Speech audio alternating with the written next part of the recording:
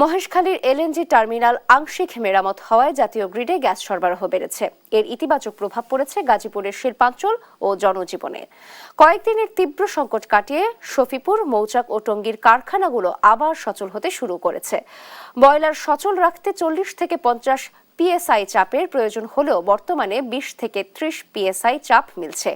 এতে কারখানাগুলো পূর্ণ সক্ষমতায় না চললেও সীমিত পরিসরে উৎপাদন শুরু করেছে। এদিকে সরবরাহ বাড়ায় জেলার 51টি সিএনজি ফিলিং স্টেশনে যানবাহনের দীর্ঘ সারি অনেকটাই কমেছে এবং চালকরা সহজে গ্যাস পাচ্ছেন।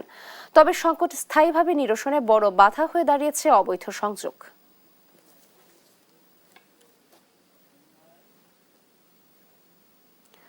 দর্শক, গাজীপুরের গ্যাস সরবরাহ স্বাভাবিক হতে শুরু করেছে। এ নিয়ে বিস্তারিত জানাতে এবার যুক্ত হচ্ছেন সহকর্মী মাহমুদুল হাসান। মাহমুদুল, গ্যাস সরবরাহ ও শিল্প উৎপাদন নিয়ে কি কি তথ্য আছে আপনার কাছে, জানাবেন বিস্তারিত।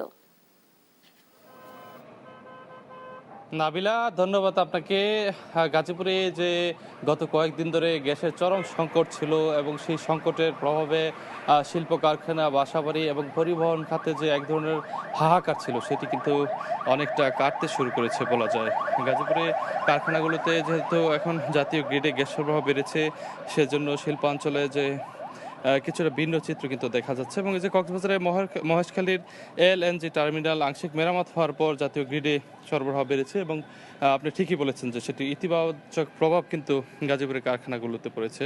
এবং গাজীপুরের শফিপুর, মৌচাক ও টঙ্গীর কারখানাগুলোতে উৎপাদন প্রক্রিয়া আবার সচল হতে শুরু করেছে। এবং শিল্প মালিকরা জানিয়েছে যে গত দুদিন ধরে গ্যাসের চাপ বাড়তে শুরু করায় বন্ধ থাকা বেশিরভাগ কারখানার সীমিত পরিসরে আসলে চালু রয়েছে।